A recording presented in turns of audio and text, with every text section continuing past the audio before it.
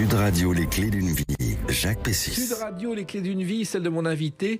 Votre voix avec un E, c'était d'être professeur d'histoire. D'autres voix avec un X ont interprété d'autres histoires, plus de 3000, qui, dans l'univers de la chanson, ont fait de vous un maître. Bonjour Claude Lemel. Bonjour Jacques, bonjour tout le monde. Alors, on connaît vos chansons parce que les plus grands les ont interprétées. On va les évoquer dans les clés d'une vie avec des dates, bien sûr. Vous publiez L'art d'écrire une chanson, qui est une leçon pour toutes celles et tous ceux qui veulent écrire des chansons, et c'est pas aussi facile qu'on l'imagine. Aux éditions Erol, on va en reparler. Et pour l'instant, on revient aux dates clés de votre vie, d'accord ? Avec plaisir. La première, c'est le 24 avril 1965, votre première télé. Écoutez, bonnes gens, la cruelle chanson, et ça vous dit quelque douloureuse chose histoire du jeune Oui, c'est Siméon une chanson que qui avait la prétention de chanter ses propres chansons. Je m'emmerdais tellement, le prof n'était pas passionnant. Donc j'ai écrit cette chanson, et c'est avec cette chanson que j'ai auditionné chez Mireille, au petit conservatoire, et ça a été ma première télé. Voilà.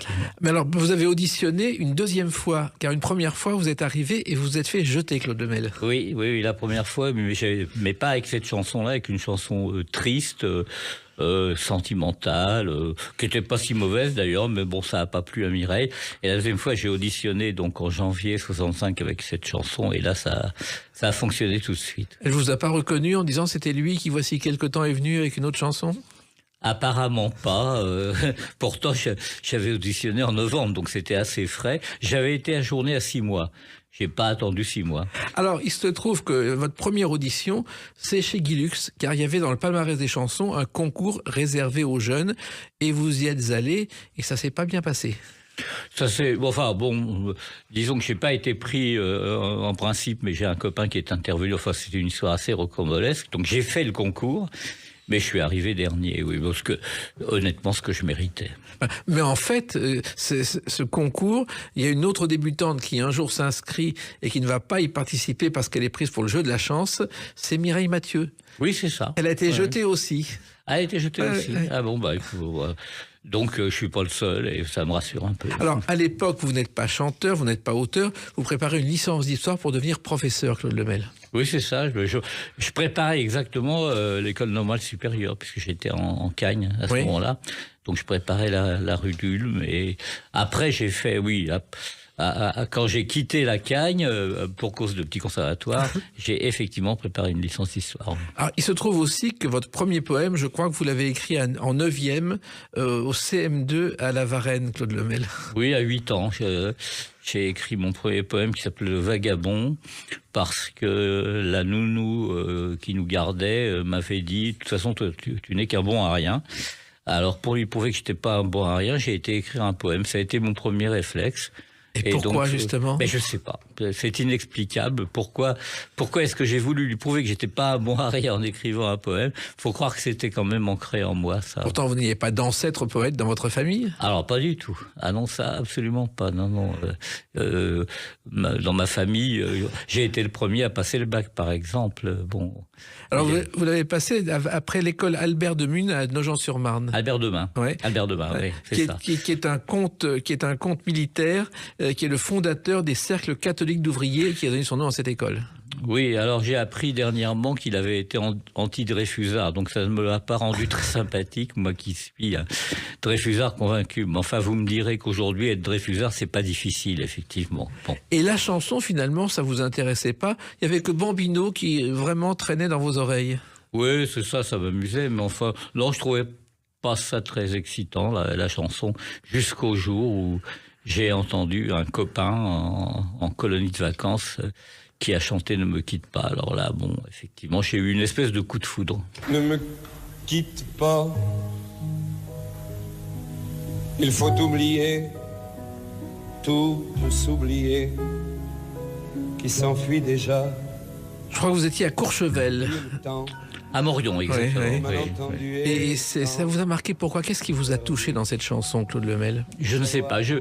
Franchement, j'ai trouvé ça extraordinaire, mais je ne pourrais pas analyser et dire si c'est le couplet, le refrain. D'ailleurs, il n'y a pas de refrain, il y a un pont. dans Ne me quitte pas, la musique. J'ai reçu un grand coup de poing dans la gueule, quoi. Voilà. Alors cette chanson, l'origine, il y a plusieurs versions. On dit qu'il a rompu avec Suzanne Gabriello en tournée et que c'est à la suite de ça qu'il a écrit cette chanson. Et Mich, la femme de Jacques Brel, a dit non, c'est pas du tout ça. C'est parce que je n'étais pas là qu'il a écrit cette chanson. Chacun voit midi à sa porte. et Brel vous l'a pas raconté parce que vous avez eu le privilège de rencontrer Brel dans les îles, Claude Lemel. Oui, absolument. On a passé plusieurs soirées ensemble, des dîners très très très sympathiques, assez arrosés, et bon, où tout de même, bon, il s'exprime beaucoup. Moi, je suis très timide, donc il s'exprimait beaucoup plus que moi. Mais j'osais pas trop lui parler de ses chansons. Il m'impressionnait énormément. Donc non, on n'a pas du tout parlé de Ne me quitte pas. La seule allusion qu'on a pu faire à ces chansons, c'est je lui ai dit que moi, ma chanson préférée de lui, c'était Jackie, la chanson de Jackie. Et lui, il m'a dit que sa chanson préférée, des siennes, c'était Les Biches. Goût que je ne partageais pas forcément. Alors, comment s'est arrivée cette rencontre avec Brel dans les îles, Claude Lemel? Chez des amis. Parce que Jacques habitait aux Marquises, mais quand même, il faisait assez souvent à Tahiti faire des courses, et puis ensuite, bon, passer quelques bonnes soirées, parce que, bon, aux Marquises, même, ça ne devait pas être extrêmement fun, comme on dit aujourd'hui. Donc, il avait son petit avion, il avait obtenu le droit de repiloter. Bon, il avait obtenu son brevet, donc qu'il avait déjà avant, mais qu'on lui avait retiré quand il était malade. Là, il avait à nouveau le droit de piloter, donc il venait avec son petit monomoteur, et il venait quand même assez souvent, il recevait très très très bien. Et on a passé quelques soirées formidables où il faisait toujours preuve d'une grande invention verbale, pas toujours très gentille, oui. Pas toujours très gentille pour ses consoeurs et ses confrères. Enfin, c'était assez passionnant de l'écouter. Oui, il avait une culture incroyable, Brel, qu'on n'imaginait pas. Oui, c'était un homme extrêmement cultivé. En particulier, il partageait avec moi ce goût de l'histoire. Moi, j'ai toujours adoré l'histoire. Bon, ça me poursuit encore aujourd'hui. Et par exemple, lors de notre premier dîner, qui était en janvier 76 chez mes amis des Bontemps, c'est eux qui m'avaient invité. On a fait 1 heure sur la dépêche d'Ems. Je pense pas qu'il y avait beaucoup de gens ce soir-là de janvier 1976 qui fait 1 heure sur la dépêche d'Ems. Je ne crois pas. Et vous avez chanté devant lui, vous avez osé chanter devant lui? Ah, mais ça, c'était pas ce soir-là. C'était beaucoup plus tard, une autre soirée où mon ami Paul-Robert Thomas, le docteur Thomas chez qui Jacques descendait, voulait absolument que je chante devant Brel. Moi, ça m'impressionnait tellement, ça me tétanisait que, évidemment, pour oser chanter, j'ai bu plus que de raison.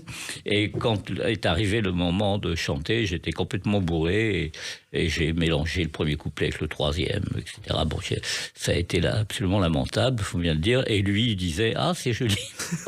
Vraiment, du bout des lèvres et pour me faire plaisir. Voilà. En même temps, vous avez eu un privilège, il vous a fait découvrir les chansons que personne ne connaissait. Oui, il était en train d'écrire les chansons de son nouvel album. D'ailleurs, j'ai 2 enregistrements de Jojo et de La ville s'endormait, qui sont des enregistrements, alors donc de la version qui était celle de l'époque où il travaillait, quoi. Donc novembre 76, l'album est sorti l'année suivante, à l'automne, et je fais souvent écouter ça aux élèves de mon atelier pour leur montrer la différence entre la version de travail et les versions définitives et tout le travail que Jacques a fait entre les deux, qui est un travail énorme. Oui, et moi je me souviens, j'avais assisté à une séance d'enregistrement de cet album et il avait refusé certaines chansons. Barclay a dit « Ok, je ne les sortirai pas », il les faisait écouter à ses copains. Et après, les financiers qui ont repris la maison n'ont pas eu le même respect pour Brel. Oui, il y a 5 chansons effectivement inédites dont Brel ne voulait pas qu'elles sortent parce qu'il les jugeait pas achevées, il les jugeait pas terminées. Et bon, finalement, elles sont sorties, mais longtemps après. Et Gérard Joannès et François Robert, qui n'étaient pas d'accord avec la sortie, ont fait mettre un petit mot sur le disque en disant qu'effectivement, ils n'étaient pas d'accord avec ça. Et puis il y a quelqu'un d'autre aussi qui a compté dans votre jeune carrière. À Paris, Quand un amour fleurit, ça fait pendant des semaines de cœur. Francis Lemarque, qui a écrit cette chanson, je ne sais pas si vous le savez, il voulait rencontrer Montand et par Prévert et Marcel Duhamel, il le rencontre. Il lui fait entendre cette chanson en la jouant au piano et Montand lui dit, à partir de maintenant, tu me présentes toutes ces futures chansons. Bah, quand Montand vous dit ça, c'est plus qu'encourageant. Et Francis Lemarque, c'est aussi une rencontre de vos jeunes années, Claude Lemel. Oui, alors avant, ça c'est 17 ans, donc je devais être en première, et Francis Lemarque habitait la même rue que mes parents, donc que moi, boulevard de la Marne à La Varenne, et donc écrivant déjà des textes, je lui ai écrit un petit mot pour lui dire, voilà, monsieur Lemarque, j'ai écrit des chansons. Il m'a répondu très très gentiment et il m'a reçu, à ma grande surprise. Bon, parce que pour moi, évidemment, une star, c'était quelque chose d'absolument qu'on ne pouvait même pas rêver de rencontrer, quoi. Et bon, il a été adorable. Il m'a conseillé d'apprendre la guitare plutôt que le piano, selon quoi il avait raison, parce que je jouais très mal du piano. Ce qui ne veut pas dire que je joue bien de la guitare, d'ailleurs. Et ça m'a beaucoup aidé, cette rencontre. Une autre rencontre importante, on va l'évoquer à travers une autre date, le 5 juillet 1966. A tout de suite sur Sud Radio avec Claude Lemel. Sud Radio, les clés d'une vie, Jacques Pessis. Sud Radio, les clés d'une vie, mon invité Claude Lemel, l'homme aux 3000 chansons, parmi lesquelles d'innombrables succès qu'on évoque au cours de cette émission, et ce livre, L'art d'écrire une chanson, ce qui n'est pas simple, aux éditions Erol, dont on va reparler tout à l'heure. Alors, 5 juillet 66, je suis sûr que vous n'avez pas oublié cette date, une rencontre déterminante, je crois que c'est un Outnani, boulevard Raspail. Oui, c'est ça, c'est une soirée qui avait lieu tous les mardis, animée par Lionel Rochman, qui est un grand ami. Et ce soir-là, est venu un grand garçon américain qui habitait à côté. Il est venu parce qu'il habitait, lui, 218 boulevard Raspail. Il démarrait la chanson, il commençait à chanter et il voulait faire de la scène. Alors, il cherchait un joueur de banjo. Il a entendu centre américain d'étudiants et d'artistes, Outnani. Il s'est dit, tiens, je vais peut-être trouver un joueur de banjo. Et il n'a pas trouvé de joueur de banjo, mais il a trouvé une chanteuse, ma future épouse Vava, ouais. Et puis un auteur, moi. Voilà, c'est-à-dire que vous étiez là c'était avec l'équipe de Mireille, c'était encore le petit conservatoire. Oui, on était là avec quelques membres du petit conservatoire, 4 ou 5. On venait tous les mardis, mais il y avait beaucoup d'autres gens qui venaient. Les piliers, c'était Alan Stivell, Steve Waring, des gens comme ça. Il y avait Roger Mason, Dick Angarn, Martin Habib. Il y avait beaucoup de gens qui venaient chanter au Outnani, c'était formidable. Ouais. Et donc Dassin vous invite à aller boire un verre chez lui, ou plusieurs verres. Oui. Bon, c'était très longtemps, mais je pense plusieurs verres, oui. Donc, au 218 boulevard Raspail, 5e étage, sans ascenseur. Bon, il n'était pas encore très connu, il n'avait pas beaucoup de moyens. Et on a passé une partie de la nuit à chanter. Chaque fois que je chantais quelque chose, il me disait « Ah, elle est bien, c'est de la bonne. » Visiblement, mes chansons lui avaient tapé dans l'oreille. Voilà. Et quelques mois plus tard, sa femme vous rappelle, Claude Lemel. Alors, elle me rappelle pas moi, parce que je n'ai pas le téléphone. Oui. Elle appelle mes parents. Et tous les midis, j'allais dans un café du coin, dans la cabine téléphonique, j'appelais mes parents pour savoir si j'avais des appels. Alors, il n'y avait jamais rien, sauf ce jour-là où mes parents m'ont dit que la femme de Jodassin a appelé. Et donc, je l'ai rappelé en vitesse et elle m'a dit, faut que tu viennes parce que Joe voudrait te confier l'écriture d'un texte sur une musique. Voilà. Et cette chanson, c'était celle-ci. Hello, hello, tu as l'air pressé. Hello, hello. C'était presque un pari parce qu'il n'arrivait pas à mettre de mots sur cette chanson, Jodassin. C'était pas lui, je pense que c'était ces deux auteurs, Jean-Michel Riva et Franck Thomas. Bon, et d'ailleurs, ils ont été hyper fair-play. Alors ça, vraiment, je leur en suis toujours reconnaissant parce que, voyant un jeune concurrent arriver, ils auraient pu faire la gueule ou faire barrage même. Et ça n'a pas été le cas du tout. Ils m'ont encouragé, ils ont été adorables tous les deux. Et merci. Bravo. Et cette chanson, ça a été des jours et des jours de travail pour trouver les mots exacts, Claude Lemel. Des jours et des jours de travail et surtout de trouille, quoi. Parce que j'avais quand même conscience que je jouais une grosse partie. que c'était vraiment la chance de ma vie. D'avoir une chanson enregistrée par ce monsieur qui n'avait pas encore beaucoup de succès, hein, mais enfin qui passait beaucoup à la radio. Bon, finalement, il a chanté mon texte. Et ce qui est assez drôle, c'est que bon, là, évidemment, c'est les Dalton qui étaient la face A, qui sont passés beaucoup au début. Ensuite, il y a une deuxième chanson, Viens voir le loup, qui est passée assez souvent. Mais pendant le mois de juillet, le mois d'août, les radios avaient fait un peu le tour de ces deux chansons-là, dont elles sont mises à passer ma chanson Hello Hello, qui a eu un bon succès radio. Hein. Je l'entendais beaucoup. Alors moi, j'avais 21 ans, c'était absolument incroyable, quoi. Et puis ça a continué avec Dassin, et il y a une chanson vraiment qui a été un immense succès. On louait pour des prunes les 4 murs d'un vieux grenier, tout prêt à s'écrouler. Mais pour toute une fortune, on n'aurait pas déménagé. L'équipe à Jojo, comment elle est née cette chanson, Claude Lemel?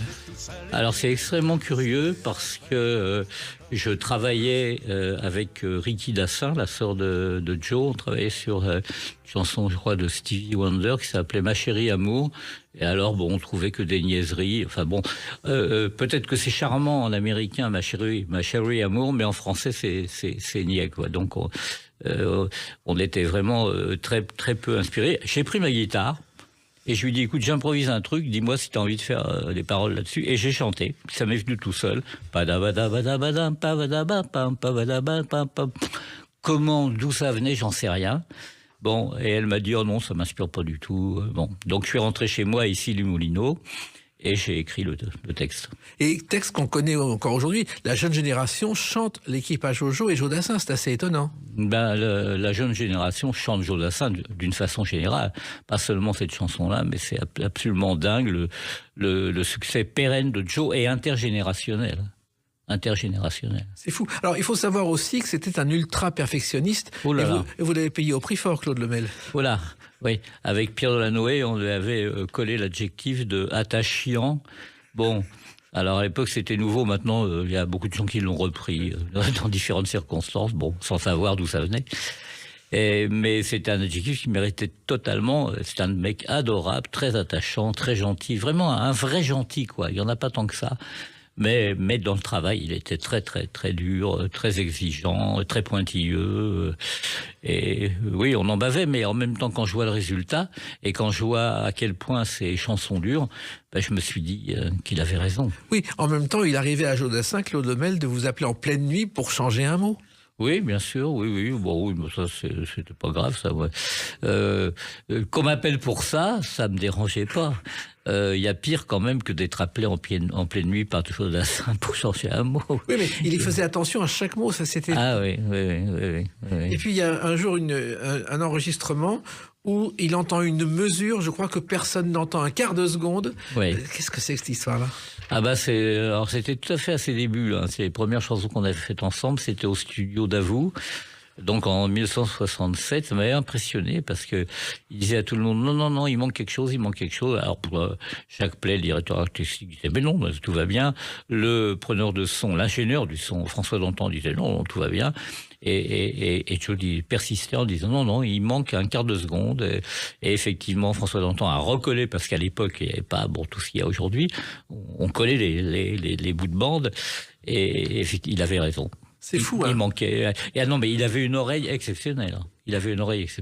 Alors c'est à cette époque-là que vous commencez à travailler avec Pierre Delanoë, qui est alors au sommet de sa gloire. Oui, plus tard. Non, Pierre, j'ai commencé à travailler avec lui en 73. Oui. Parce que chacun de notre côté, on écrivait la moitié de l'album. Bon, alors on s'est dit c'est un peu bête. Au lieu d'écrire chacun de son côté une moitié de l'album, faisons tout ensemble. Parce que, comme vous l'avez souligné tout à l'heure, il était très difficile. Donc, on avait l'illusion qu'en s'y mettant à deux, ça passerait mieux. Voilà. Et puis, ça n'a pas été le cas du tout. Il nous a autant emmerdés à deux que seuls. Et particulièrement avec cette chanson. On ira où tu voudras, quand tu voudras. Et l'on s'aimera encore Et cette chanson, qui est un succès énorme, au départ, Joe Dassin vous l'a refusée, Claude Lemel. Alors ça, c'est la légende, mais c'est pas vrai. Ah. C'est la légende. Ça vient du fait que Pierre Delanoë n'avait aucune mémoire. Donc effectivement, dans son bouquin qui s'appelle La vie en chanson, je crois, il raconte que on avait fait une première version qui parlait d'un pianiste polonais, etc., que Joe était parti vers la mer en nous disant « vous ruinez ma carrière ». C'est totalement faux. Et il s'agissait d'une autre chanson. Oui. D'une autre chanson. En réalité, il était indien. Le texte tel qu'on l'a écrit, à Deauville d'ailleurs, Pierre et moi, il l'a aimé tout de suite. Le truc, c'est que Jacques Pley, le directeur artistique, donc qui était un formidable directeur artistique, le meilleur que j'ai jamais connu, pour une fois il s'est gouré. Quand je lui ai présenté le texte que Joe avait accepté d'emblée et sans changer un mot, ce qui était miraculeux. Hein. Oui.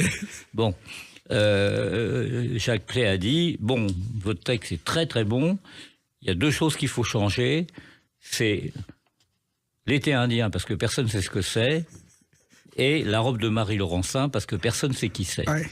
Et moi, du haut de mes 29 ans, moi qui suis si timide, là j'étais tellement sûr qu'on était dans le vrai que je l'ai lutté, et puis je l'ai emporté avec l'aide de Joe. Parce que Joe, lui, d'emblée, il a aimé ce texte. Il avait détesté le précédent, mais qui n'était pas sur cette musique-là. Voilà. Et là, Pierre s'est totalement gouré, mais j'étais souvent obligé de rectifier avec lui, parce que Pierre, il le reconnaissait lui-même, n'avait absolument aucune mémoire. Il lui est arrivé un jour d'appeler la radio pour demander « Tiens, je viens d'entendre une très très bonne chanson, elle est de qui ?» Et les gens lui ont répondu « Pauvre con, elle est de toi. » Voilà. Ça peut arriver. Bon, il y a d'autres chansons aussi que vous avez écrites et on va évoquer une date importante aussi, le 24 juin 1984. À tout de suite sur Sud Radio avec Claude Lemel. Sud Radio, les clés d'une vie, Jacques Pessy. Sud Radio, les clés d'une vie, mon invité Claude Lemel.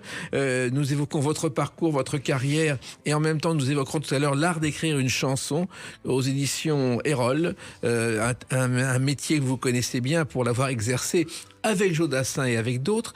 Et si je parle du 24 juin 1984, ce n'est pas par hasard qu'il y a une manifestation où vous êtes chanté.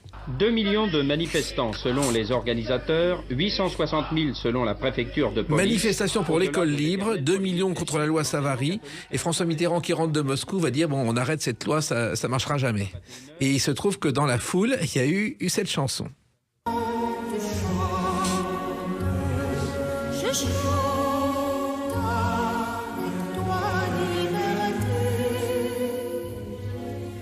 C'est incroyable, Nana Mouskouri, je chante avec toi Liberté. C'est incroyable cette histoire. Ah bah il distribuait le tract et les gens dans la manif avaient nos paroles à la main, notre texte à la main. Oui, vous l'avez découvert à la télévision Je l'ai découvert, oui, bien sûr, aux actualités, mais on m'a donné le tract à un moment, je sais pas où je l'ai mis, mais à un moment je l'avais, oui.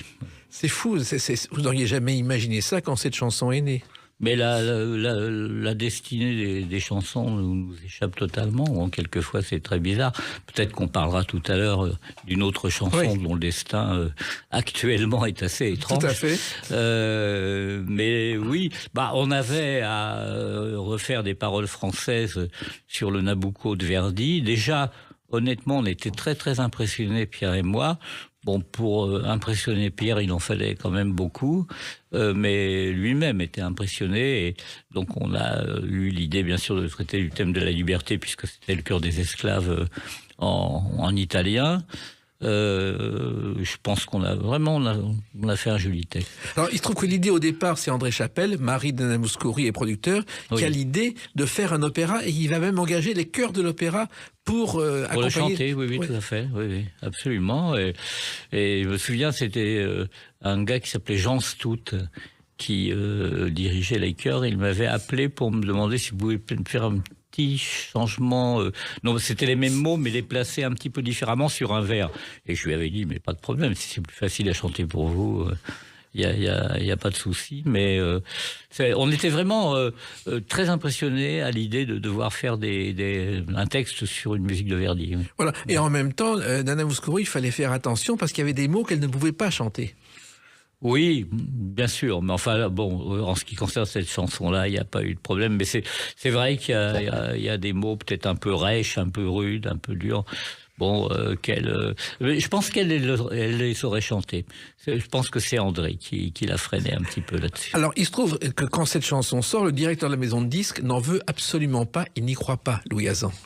Ah, ça, je ne le savais. Il n'y croit pas du tout. Je ne le savais pas. Il hésite à la sortir. Il veut la mettre en face B. Et puis, il y a une émission des Carpentiers où elle interprète cette chanson. Et là, le standard explose dans l'heure. Et cette chanson devient un succès. Eh bien, cher Jacques, j'apprends quelque chose. Je ne le savais pas. Mais des maisons de disques, rien ne m'étonne. Alors, Nana Mouskouri, vous l'avez connue bien avant d'écrire pour elle. Je crois près de Royan, quand vous étiez en vacances. Alors, je ne l'ai pas connu, je l'ai vu simplement. Moi, j'étais tout jeune, j'avais donc 16-17 ans. J'étais fan de chansons, surtout de Brel. Et avec un copain qui s'appelait Jean-Claude Pilot, on avait repéré, c'était au casino de Saint-Georges-de-Didonne, on avait repéré une petite fenêtre qui donnait sur la loge des artistes, et on les voyait, ce qui était là. Bon, c'était pas bien, hein, évidemment. C'était du voyeurisme pur et simple, mais bon, on était comme tous les mômes de 16-17 ans, bon, on était curieux. Et ce soir-là, effectivement, Nana était la vedette du casino de Saint-Georges-de-Didonne, et elle pleurait dans sa loge parce qu'il n'y avait pas grand monde. Ça s'est arrangé depuis. Ah bah oui. et elle est connue dans le monde entier. Alors je sais qu'elle rêve de faire un nouvel album. Son mari hésite, mais elle insiste lourdement en ce moment. Espérons qu'on aura ce nouvel album. Eh ben, je suis prêt, en tout cas, je suis prêt. Alors, il se trouve aussi qu'une autre grecque a été très importante dans votre carrière, Claude Lebel. L'amour est un peu comme ce jeu qu'on appelle le chat et la souris. L'amour est un jeu capricieux et cruel, pas vu, pas pris. Le chat et la souris, Mélina Mercouri, Madame Jules Dassin. Eh oui, la belle-mère de Joe. Voilà. Vous l'avez connue par Joe ? Par Ricky, par la sœur de Joe, exactement. Et elle avait un directeur artistique qui s'appelait Pierce Béraud et qui m'avait demandé d'écrire des textes pour Mélina parce qu'il aimait ce que j'écrivais pour Joe. Donc j'ai fait ces textes. Je lui ai donc fait 2 ou 3 textes sans la connaître du tout. Et un jour que Ricky allait la voir, je lui ai dit emmène-moi avec toi parce que j'ai envie de la connaître. Et j'ai connu ce personnage absolument flamboyant, incroyable, avec une opération charme extraordinaire. Moi, j'avais 25 ans, elle en avait le double, mais ça l'a pas empêché de me faire un charme fou. En tout bien, tout honneur, parce qu'évidemment, elle était tout à fait fidèle à Jules, mais elle faisait ce grand numéro de séduction auquel on pouvait pas être insensible, bien sûr. Mais ce qui était extraordinaire, c'était que cette dame qui avait l'air si sûre d'elle, qui était dans son canapé avec son fume-cigarette, qui avait le verbe haut, qui évidemment luttait pour les exilés grecs lors du régime des colonels, etc. Quand elle se retrouvait en studio, ça redevenait une petite fille. Elle me disait viens, descends.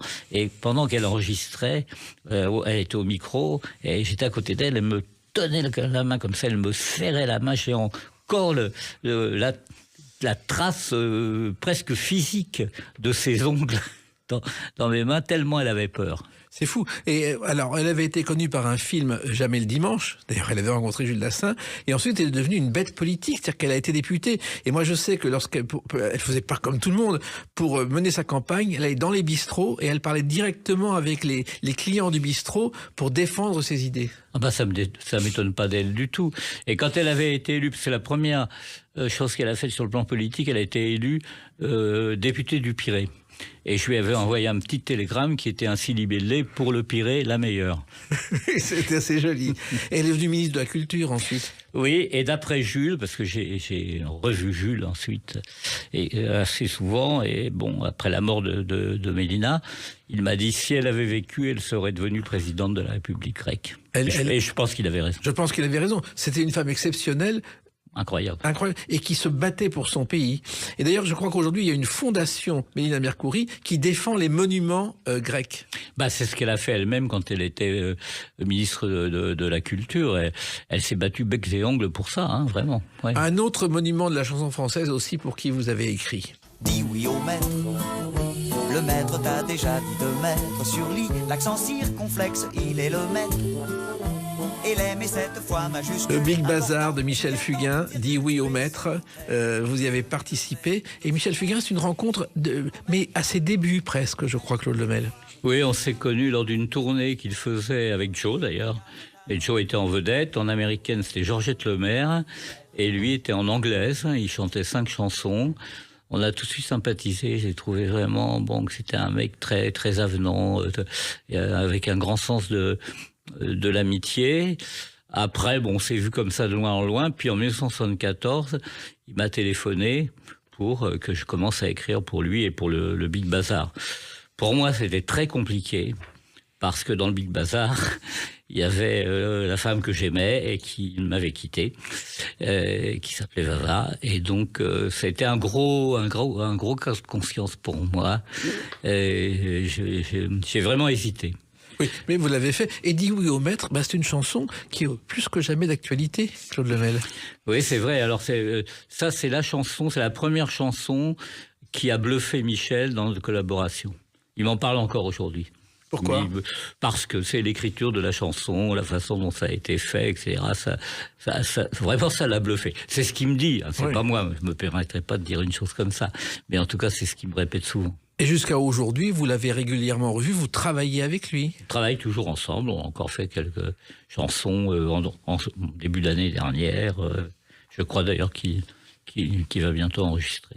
Alors, justement, comment on travaille avec un compositeur comme Michel Fugain ? Il faut des jours et des jours de réflexion. Comment ça se passe ? Oui, je vais chez lui en Corse, et puis lui, il est au clavier, moi au cahier, et puis il est très difficile aussi, Michel. Hein. C'est-à-dire ? C'est pas d'Assin, mais enfin, et c'est pas loin. Il a une jeunesse, une force incroyable. Ah, incroyable. Là, je l'ai vu encore sur scène il y a quelques mois. Et il a une espèce de vista comme ça sur scène, une forme physique. Il chante pendant 2 heures, il bouge, il danse, et il a quand même 82 ans. Oui. Et quelqu'un d'autre aussi avec qui vous avez beaucoup travaillé, et ça n'a pas été simple, c'est celui-ci.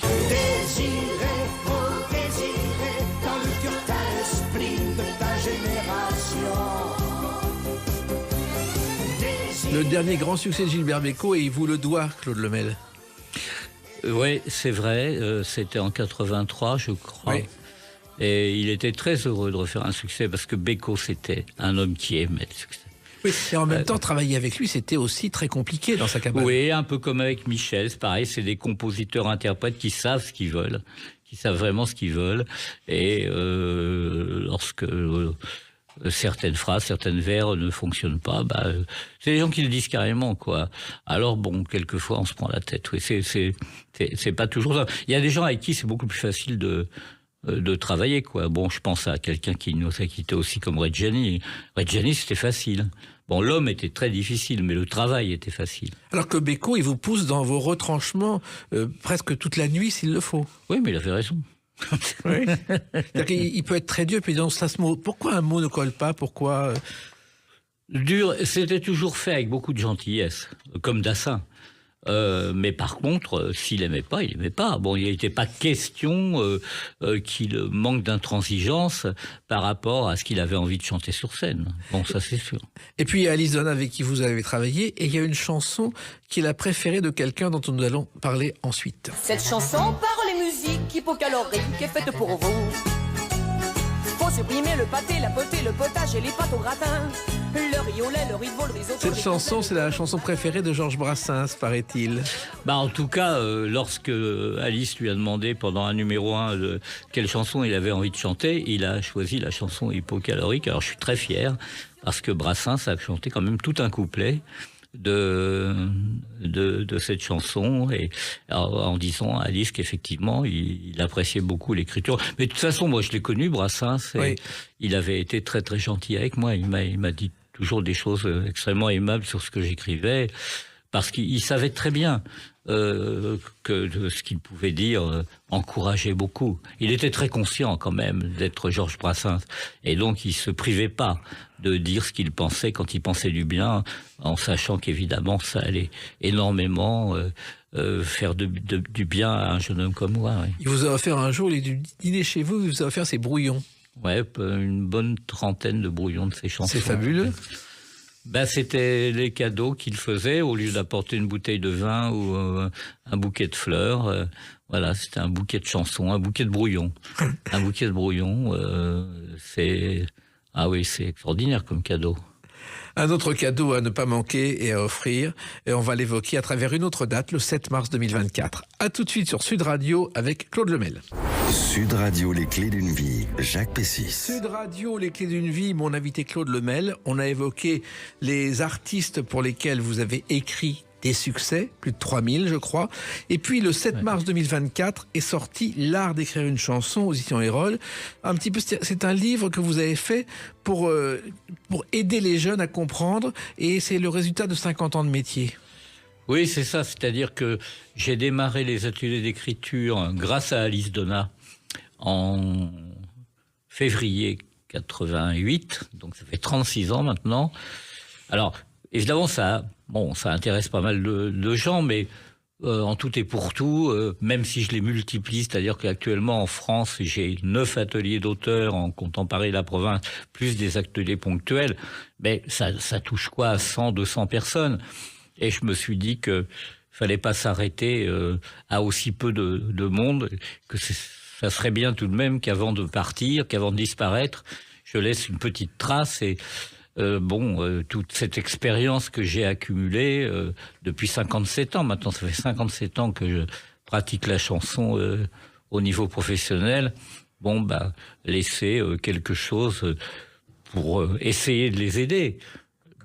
Il se trouve que pour l'instant, les gens me disent qu'effectivement, ça les aide bien. Oui, parce que l'art d'écrire une chanson, le mot art n'est pas choisi au hasard, et c'est en même temps une technique très particulière, Claude Lemel. Oui, c'est ça, c'est-à-dire que c'est quelque chose finalement, quand on entend une chanson et qu'elle coule naturellement, tout le monde a l'impression de pouvoir le faire. Or, ça n'est pas du tout le cas. C'est assez difficile. Je me souviens un jour où j'avais rencontré Eric Orsena dans les coulisses d'un spectacle d'Alice Donat, justement, qui m'avait dit, écoutez, je vous admire beaucoup parce que vous, quand je loupe une page, j'en ai 300 pour me rattraper, mais vous, si vous en loupez une, c'est complètement raté.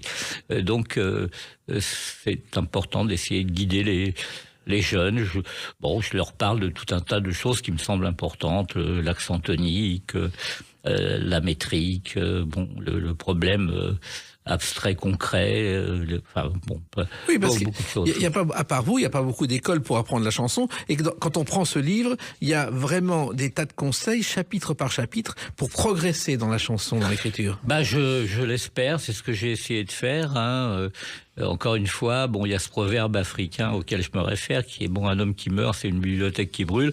Moi, j'ai pas envie que ma bibliothèque brûle quand je serai parti, donc j'avais envie de laisser une petite trace, parce que ce qu'il me semble avoir remarqué tout de même, ça peut être important pour eux.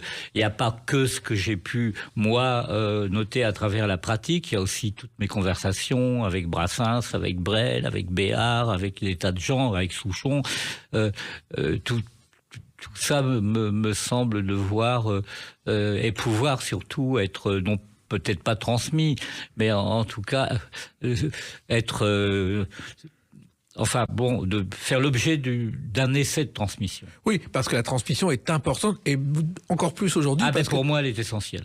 Et parce qu'aujourd'hui, soyons clairs, on ne fait plus autant de chansons à la manière de Brel, Brassens ou Lemel que jadis. Aujourd'hui, il y a d'excellentes choses. On manque un peu de mélodie tout de même, je trouve. Et alors effectivement, apprendre à poser les mots sur une mélodie, c'est tout un art. Et ça, c'est pas simple. C'est pas simple. Et il ne faut pas oublier aussi que vous avez chanté, et votre premier succès, ça a été celui-ci. Mademoiselle de les honneurs, mon premier amour d'un quart d'heure. Ce mercredi-là. Je me souviens de cette chanson quand elle est née, et ça a été, beaucoup de gens ont dit mais quelle belle chanson, c'est une de vos chansons préférées, et je crois que beaucoup l'ont repris. Oui, absolument. Alors ça, c'était la première version, la mienne. Ensuite, il y a Carlos qui l'a enregistrée, ensuite Dassin, et ensuite Reggiani. Et c'est une chanson que... Alors, ça n'a jamais été un gros succès, un tube, ce qu'on appelle un tube, un mot que j'aime pas beaucoup, mais enfin bon, bref, il existe. Mais il y a pas mal de gens qui la connaissent et qui l'aiment bien. Oui. Et vous la chantiez à l'époque dans les cabarets, car vous avez chanté dans les cabarets avec Claude Lemel à vos débuts. Oui, bien sûr. À mes débuts, comme personne ne voulait de mes chansons, j'étais bien obligé de les chanter moi-même. J'ai chanté à l'Écluche, j'ai chanté au Cheval d'Or, dans des endroits comme ça. Oui. Le plus compliqué, et vous l'expliquez dans l'art d'écrire une chanson, Claude Lemel, c'est qu'il faut dire beaucoup de choses en très peu de temps. Voilà, beaucoup de choses en peu de mots, et puis être simple sans être banal. Ça, c'est très difficile aussi. Et puis ne rien laisser passer, développer des idées qui évoluent. Oui, absolument. Moi, je pense que c'est bien, par exemple, d'avoir une petite notation au début d'une chanson, puis de la retrouver comme ça, un peu par hasard, à la fin. Dans Mademoiselle de Déshonneur, ce mercredi-là, j'étais en avant, j'avais des extraits de français, etc. Mais qui va confesse, puis à la fin, moi, je n'ai récolté que 3 autres repères de 2 minutes dormant, 0 de français. Je tire les petites ficelles.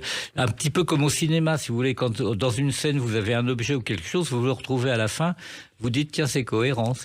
Oui, mais ça se fait pas tout seul, il faut un certain temps. Oui, ça s'apprend quand même, ça s'apprend, oui d'ailleurs. Je vois pas pourquoi la chanson serait le seul artisanat où on n'apprend rien. Je crois que c'est pas vrai. Puis il faut développer des idées qui évoluent au fil de l'écriture. Oui, j'essaye aussi de faire ça. Bon, il y a des chansons légères, bien entendu. Moi, j'ai pas du tout honte d'avoir écrit Big Bisou. Mais quand on écrit La Bête immonde, c'est tout à fait autre chose. Mais c'est la même plume qui l'a écrite.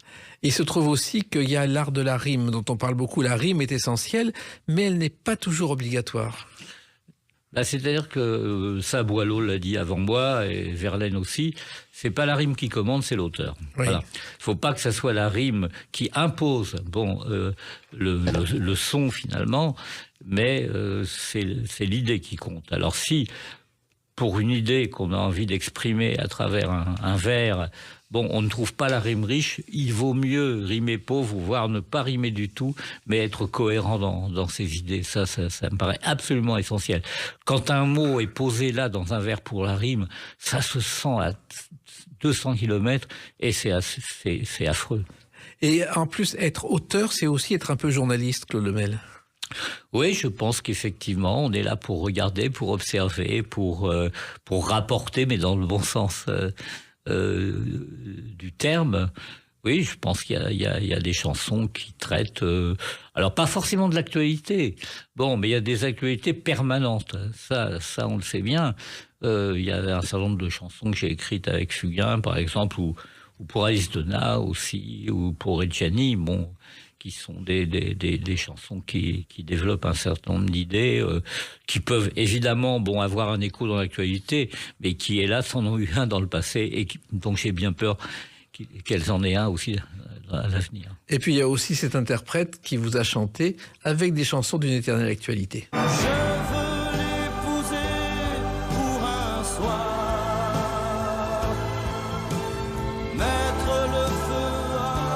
C'est vrai que Michel Sardou vous a chanté. Et alors Michel Sardou qui a toujours l'air, quand sa phrase favorite c'est « fait chier », c'est pas le cas du tout. Il peut être très drôle. Moi j'aime beaucoup Michel. D'abord je trouve qu'on est extrêmement injuste avec lui, pas le public, parce que faut voir. Moi je suis allé le voir à Orléans, là je retourne le voir samedi et dimanche à Paris. Ça va être archi bourré alors que c'est des salles immenses. Mais c'est quelqu'un de méconnu. Moi, j'ai écrit une chanson avec lui, qui s'appelle Une fille aux yeux clairs, qui est tout de même une des chansons les plus tendres sur une maman que je connaisse. Et puis, c'est quelqu'un qui a un très joli sourire. Quand quelqu'un a un sourire comme ça, c'est rare qu'il soit inhumain. C'est très rare. Quelqu'un qui a aussi un sourire et qui nous manque, c'est celui-ci.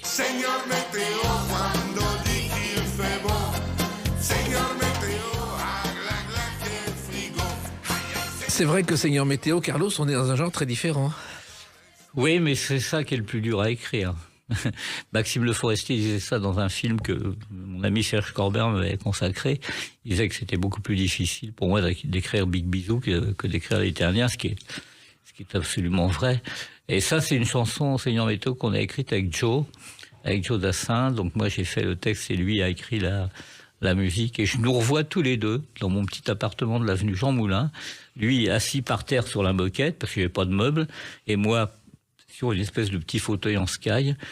Et bon, on a écrit ça.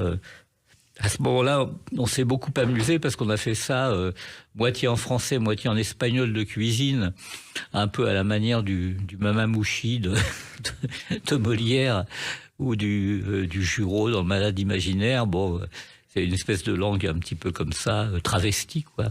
Mais on s'était beaucoup amusé. Oui, et je crois que Dassin et Carlos avaient fait un pari un jour, car Carlos avait repéré Mike Brandt. Dassin lui a dit, ça ne marchera jamais, je te parie une caisse de Bordeaux. Oui, bah là, effectivement, il aurait mieux fait de se taire. Mais Joe n'était pas un bon directeur artistique, c'était un formidable chanteur, un formidable homme de musique, compositeur, mais bon, dans l'équipe, c'était Jacques Pley qui avait vraiment le sens du vedettariat, quoi. Alors, j'en reviens à l'art d'écrire une chanson. Ça, c'est la théorie, et la pratique, vous continuez avec des ateliers que vous poursuivez aujourd'hui et qui vous semblent essentiels, Claude Lemel. Oui, j'en fais beaucoup. Bon, un peu partout en France, ça m'est arrivé d'en faire à l'étranger, comme au Québec, par exemple, ou dans les dom-toms. J'en ai fait à Saint-Pierre-et-Miquelon, j'en ai fait à La Réunion. Mon fils travaille maintenant pour l'ONU. Il s'occupe des camps de réfugiés. Alors l'année dernière, il était au Burundi, donc j'en ai fait au Burundi. Bon, j'en fais un peu partout parce que je pense que c'est utile. Je tiens à préciser que je fais tout ça bénévolement. Bien sûr, mais en sachant que le succès n'est jamais acquis, une chanson qui marche est un miracle. Bah, une chanson qui marche, c'est comme une histoire d'amour qui marche, quoi. Il y a une rencontre, entre le public et cette chanson-là. Pourquoi à ce moment-là, on ne sait pas. Peut-être que si la chanson était sortie 2 ans plus tôt, ou si elle sortait 2 ans plus tard, elle fonctionnerait pas. Il y a un moment, une espèce d'alchimie curieuse qui se produit. Pourquoi l'été indien, par exemple? Je me suis souvent posé la question. Honnêtement, moi, j'y croyais pas du tout. Mais moi, je ferais un très, très mauvais directeur artistique. Oui, et puis il y a une chanson aujourd'hui que tout le monde connaît, et là aussi, c'est une grande surprise.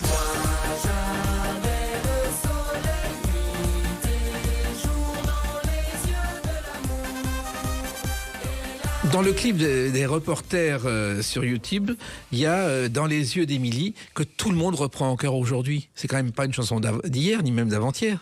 1978. Et en plus, ce qui est curieux, c'est que le sujet, c'est l'histoire d'amour qui se passe à Québec, quoi. Donc ça n'a strictement rien à voir avec l'usage qui en est fait aujourd'hui, c'est-à-dire essentiellement un usage de supporters. Alors d'abord, c'était le basket. Tout le monde parle du rugby, mais ça a commencé par le basket. Ensuite, le rugby. Après, les villes du Sud-Ouest. Bon, c'est l'hymne de Bayonne, par exemple. Aujourd'hui, j'ai vu que c'était aussi une espèce d'hymne à Armentières, qui est pas vraiment dans le Sud-Ouest. Ça a été numéro 1 dans les discothèques l'automne dernier. Enfin, bon... Non, mais les chansons, elles nous échappent totalement. Et comment elle est née, cette chanson ? Bien, il y avait cette musique que je trouvais formidable de Virginia Vallet et Yvon Ouazana. Et Joe était en train d'enregistrer un disque qui s'appelait Les femmes de ma vie. Et alors, entre autres, il avait d'ailleurs enregistré La Demoiselle de Déshonneur, plusieurs chansons sur un certain nombre de femmes, l'histoire d'amour. Et moi, je pensais que ça serait bien qu'il y ait une histoire d'amour qui se passe au Québec. Voilà. Et donc, quand la musique est arrivée, j'ai démarré le texte tout seul parce que Pierre Delanoë était en retard, tout simplement. Et donc, j'ai démarré dans son quartier du Vieux-Québec. Les rues ont l'air d'avoir un accent. Et l'an 2000 voisine avec les maisons grises du vieux temps. Et puis Pierre est arrivé. Il a changé un mot parce que j'avais écrit au début dans son faubourg du Vieux-Québec. Et lui, il m'a dit non, faut mettre dans son quartier du Vieux-Québec. Il avait raison, ça sonnait mieux. Bon, etc., etc. Et de fil en aiguille, on a écrit cette chanson, donc qui se passe là-bas à Québec, même pas au Québec, à Québec, et qui raconte cette histoire d'amour entre cette jeune fille, Émilie, et Jo. Et votre histoire d'amour de la chanson qui dure depuis 57 ans, elle est évoquée dans L'Art d'écrire une chanson aux éditions Erol, que je recommande à celles et ceux qui ont envie d'écrire mais qui ne savent pas toujours les bonnes techniques. Merci de l'avoir écrit, Claude Lemel. Même ceux qui savent, ils pourraient trouver des choses intéressantes dedans. Une double raison de l'acheter. Merci Claude Lemel. Merci à vous Jacques, merci beaucoup. Les Clés d'une vie, c'est terminé pour aujourd'hui. On se retrouve bientôt. Restez fidèles à l'écoute de Sud Radio.